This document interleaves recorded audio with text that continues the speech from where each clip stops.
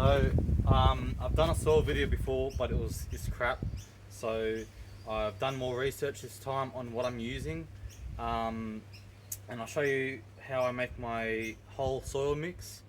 I haven't done one for a while, so I've recently just purchased a ute full of soil, so I'm going to go through it. Now my goals here are mainly for fungal protection.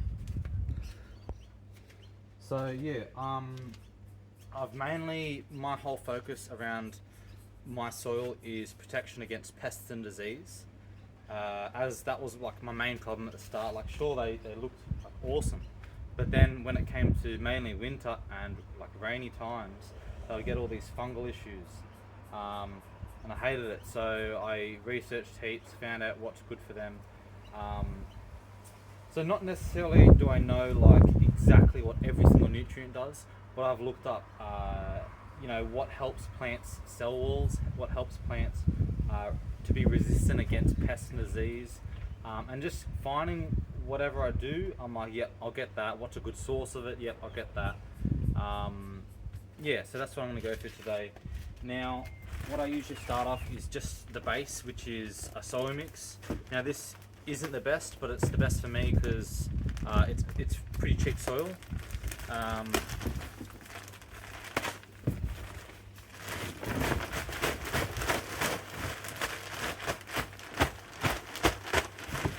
Now I try and do half-half.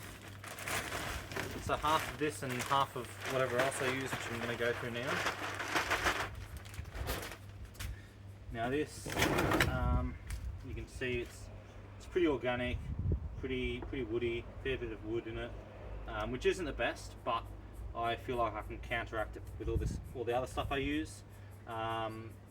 As well, like there's heaps of nutrients in this already. So yeah, look, I've been using this and my guys have been excellent ever since I've been using what I am now. I haven't had any new issues. All the stuff that I previously had fungal issues on, infections, have either completely stopped or slowed down a fair bit, and I haven't had any new fungal infections coming on, including any new pest problems. So to me, that's telling me what I'm doing is working. Now I'll get the soil, just break up any chunks I've got.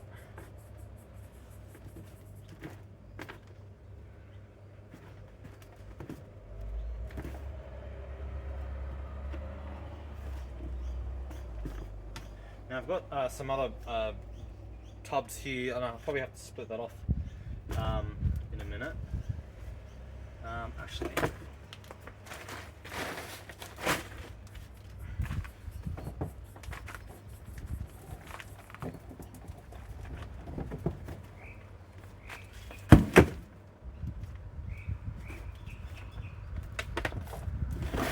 about half.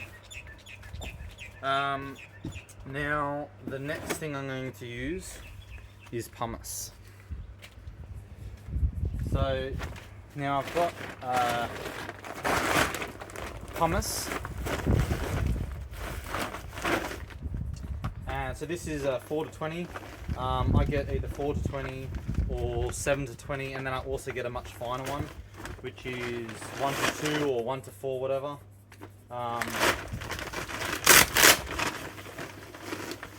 These ones are like that, if you can see that. Now pumice will aid in soil aeration, soil structure. I'd rather use pumice over perlite, because perlite will break down. It will, when you water, it'll all flow up to the top of the soil and eventually gets blown off by the wind. It's super light and it just gets quite messy, and as well there's been things coming out that the dust for it is really not good for you.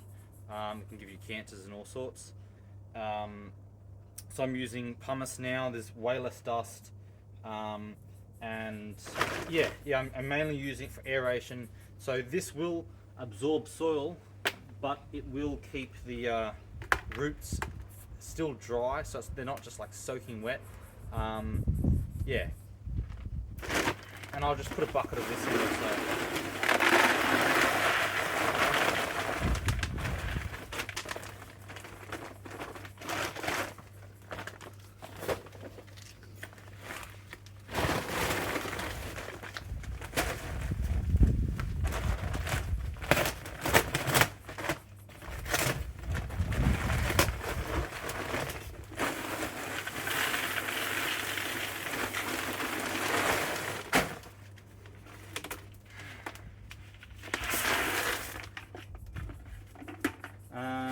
And then I'll do it to this one too, because what I'll do, so that's half a bag, and then at the end I'll add another half bag of the soil mix.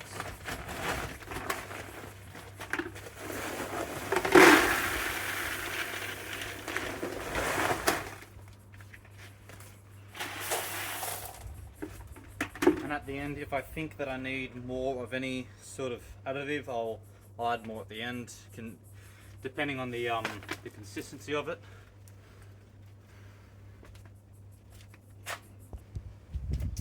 So next we have Zealot.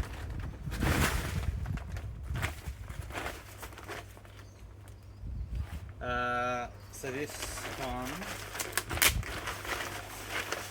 this one's pretty fine. I don't know how much it is worth it to have bigger size or smaller size, but Zealot's great because if there is too much fertilizer or too many nutrients within the soil, this Zeolite will absorb excess amounts of nutrients.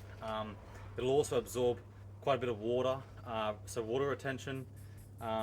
So when you've got your pumice and your zeolite and the soil gets watered, it will absorb water, and then the plant or the cactus will take up all the water that's in the soil first. And once that's dried up, and if the plant wants more water, it'll obviously take it from the zeolite and the pumice. So without it being soaked the entire time. Now, with the excess nutrients, if you're fertilizing and the plant, it's not leaching out. It's not, when you put it in, of course, some's going to leach out. It's inevitable, but the soil that's in the the nutrients that are in the soil will get absorbed by this, and then if the plant has sucked up all the nutrients in the soil, then this will slowly leach out into the soil with the excess nutrients, and the plant will take that up. So yeah, I find this is great for preventing leaching of nutrients. That's why I use it.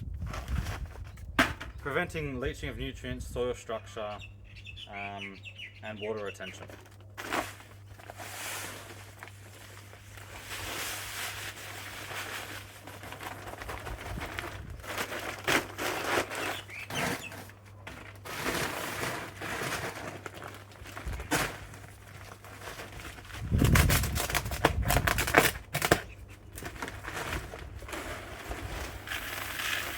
And so this bag's a lot bigger. Yeah, doesn't bother me, I suppose.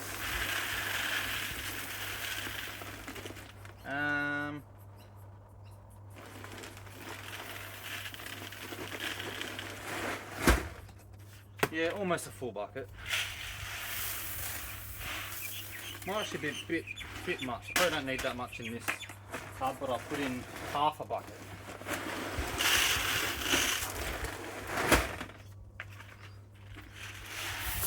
Yeah, that should work out.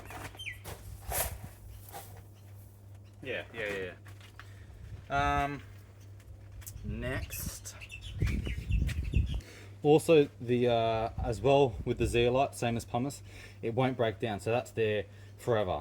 So it's going to be doing going to prevent leaching for a long time, and I will make sure that I reuse my soil, and I'll just replenish it with new nutrients years later when they've been depleted. And as well with the pumice and the zeolite, it will prevent compaction. We've got worm castings. Worm castings, great fertilizer. Helps with microbes in the soil. Bit of aeration, bit of prevents nutrient leaching as well. yeah, it's just really good for the plants. And this is more of a additive, just to give them a boost.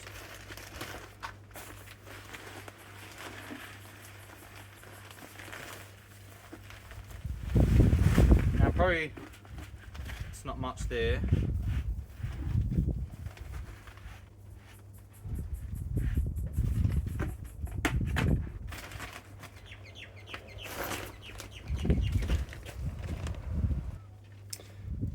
Now we've got shell fine bird grit, which is basically shell grit, and these are like tiny little shells.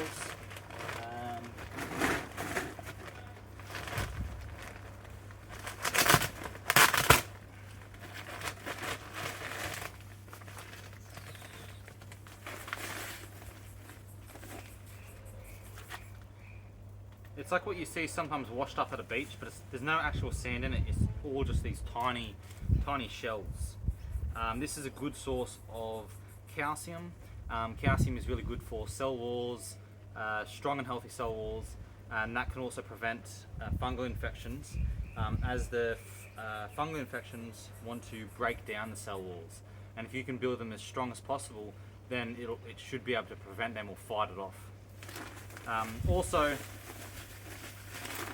in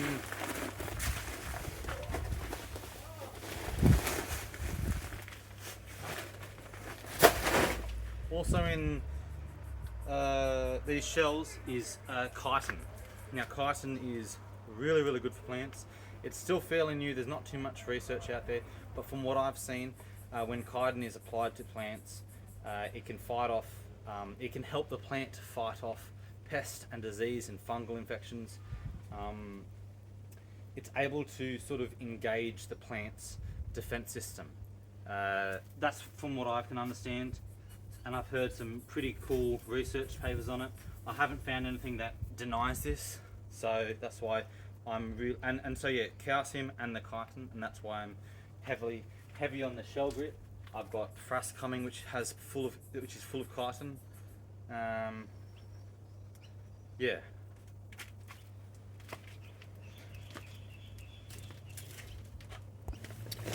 Now we have Biochar.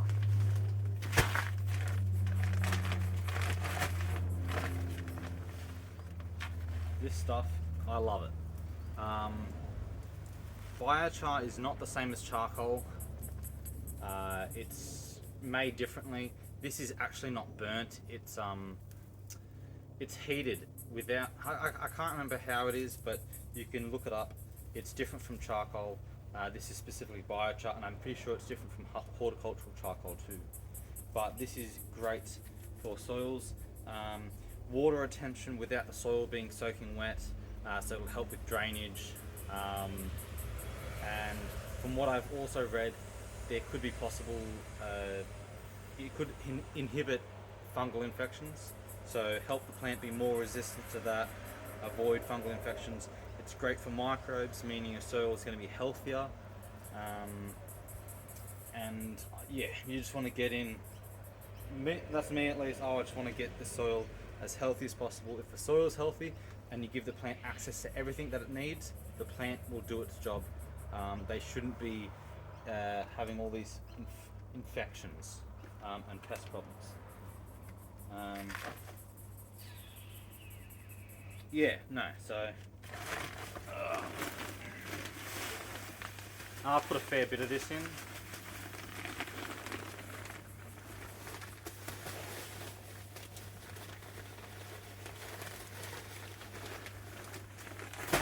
If I want more in later, I can put more in.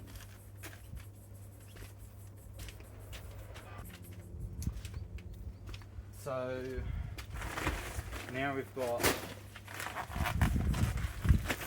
gypsum.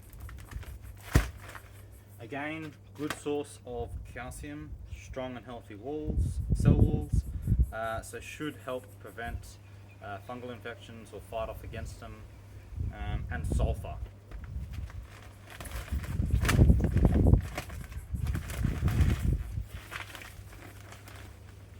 Maybe just one, two, do that.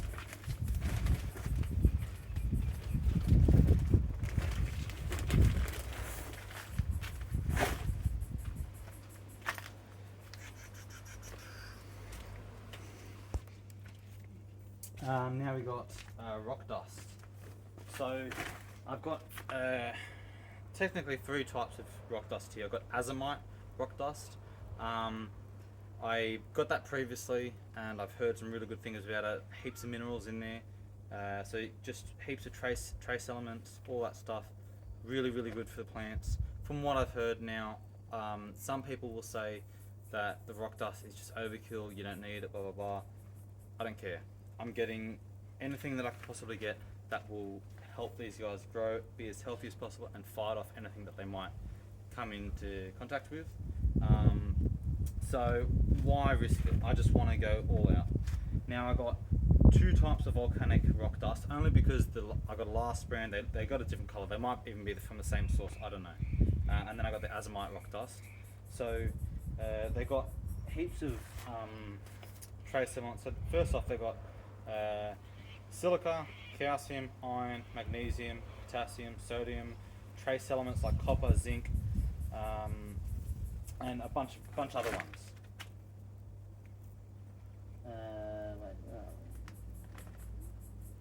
Manganese and more. So yeah, and I've just got about that much there. There's 2 different ones, and the azomite is super fine and like sort of like a creamy colour, creamy orange. But I probably will stop using that. I'll just go to this brand from now on. Give that a mix.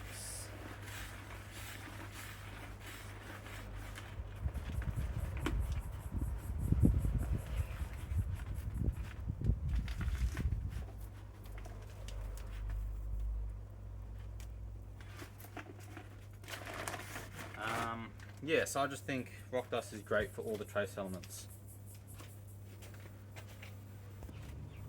So now onto frass. So this is from the soldier fly,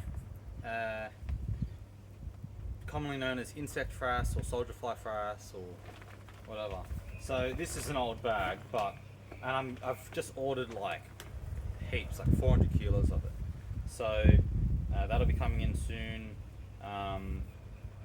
because it's just really good. It's got chitin in there, full of chitin, which, like I've said before, it's great for initiating the plant's self-defense. It's been seen that chitin can help with disease resistance. It's got nitrogen, potassium, phosphorus, the classic NPK, and a few other trace elements. So I find, it's great. I've used it on my lawn. It greens up my lawn great. And I fertilise with these guys, I don't know, maybe 2 times in a season. Maybe 2 times in a season with this stuff. Maybe 3, I don't know. But yeah, no, I find this stuff great. And it's pretty cheap. This stuff I've got is from Green Man Char. So yeah, they've delivered some pretty quality stuff. They mix theirs, well, some of it with Biochar already in it, but I put heaps of Biochar in it. So no, this is great for plants, defences, a general fertiliser. Yeah.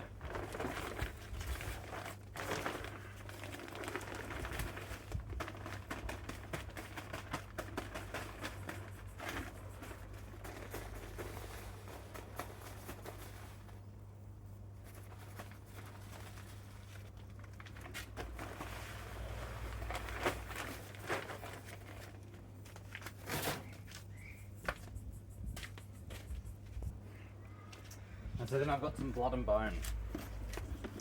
Now blood and bone's good for a good nitrogen source, calcium and phosphorus and some other trace elements.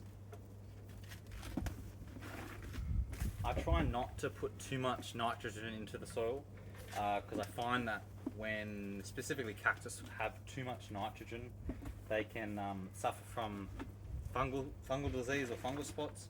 It seems that too much nitrogen, the fungus will thrive on that. So they like to eat more at the skin when there's so much nitrogen, excess nitrogen. Also got some chitosan oligosaccharide. So this is just straight Kiter sand. So I like to put maybe just a spoonful or something in this. Whether in this form they'll take it up or whether it'll break down in the soil or whatever, doesn't bother me. Like I said, I just want to go all out on what I'm putting in this soil.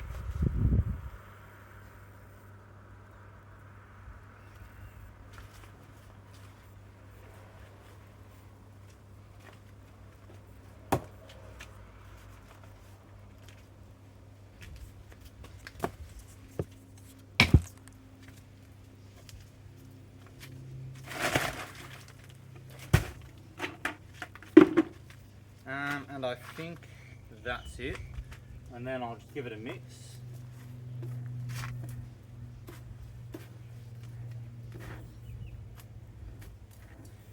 Now with this, how this soil is just packed full of like nutrients, and like these plants just aren't really going to run out.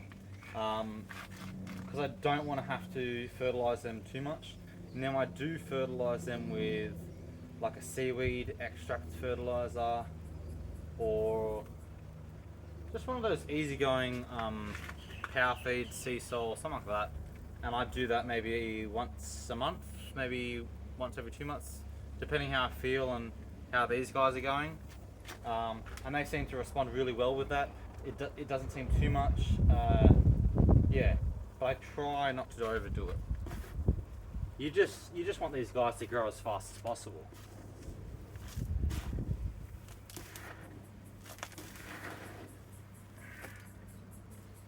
We'll just give that a good mix.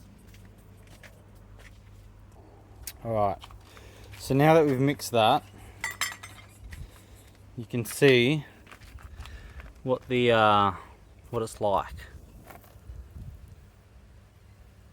So I'm still going to add more soil to this to even out all the rocks and nutrients and all that. Otherwise, I think if I do it like this, it's too strong and there's too many minerals. Now, some people are saying, oh, there's not enough minerals, or that's perfect, or whatever.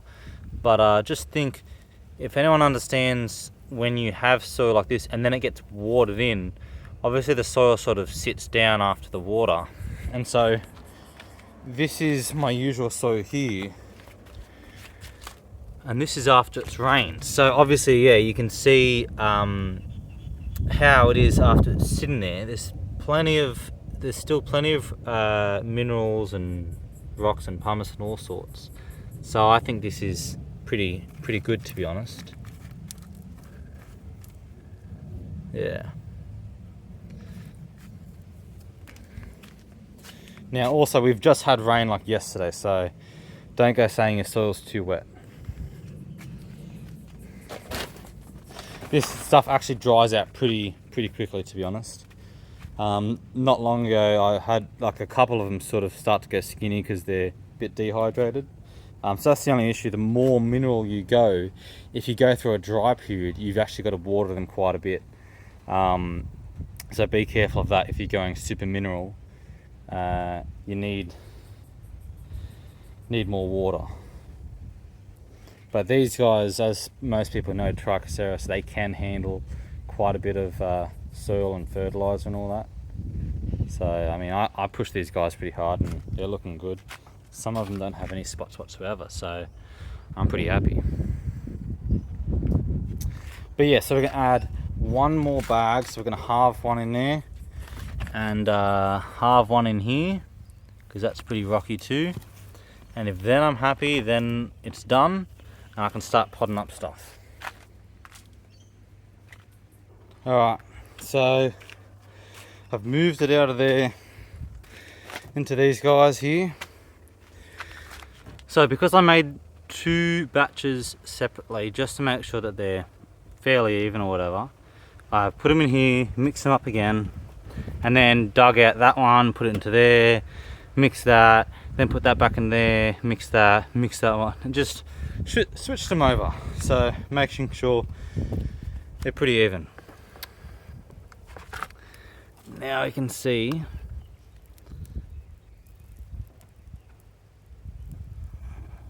yeah, I'm pretty happy with that.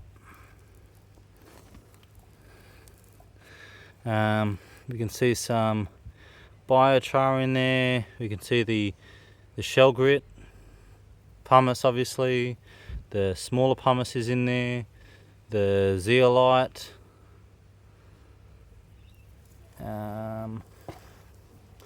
Yeah, no, I think this is good. And yeah, anyway, that's how I make my soil, and that's what I've been using. Previously it was different, so for maybe like this guy, that's the old soil and he's still doing all right. But then I've got newer guys like this one, that's new soil there, and he looks pretty healthy, no marks on him whatsoever. I mean, the true test will come once we are into winter, because that's when I get most of my problems, or if it rains, you know, heaps throughout summer. But so far I've had nothing that's like last year, which I am very happy about, and I genuinely believe it's what I've been giving him as a fertilizer, as soil amendment, and soil in general. Yeah. Another thing I do to keep down pests and fungal issues is weeds. I make sure all my weeds are out. I'll let a few go here and there, like this one, but I keep my eye open, and once they start to get to this sort of size, I know that the next step for them is seeding. So my goal is to make sure that these weeds don't seed. I don't mind if they come up, but I stop them from seeding, because obviously then you're going to get who knows how many more in that pot and pots around it. So if you can stop them seeding, you'll, like, I rarely get any weeds coming up in these guys because I'm on top of the seeds. So that's another tip just for fungal protection, I suppose, and pest problems, because that's my main focus around my soil. And the nutrients, it's like, if you make sure that they're pest and disease resistant, they're going to grow healthy, because that's what they need to be. They need to be healthy, they need to have the right nutrients to fend for themselves, and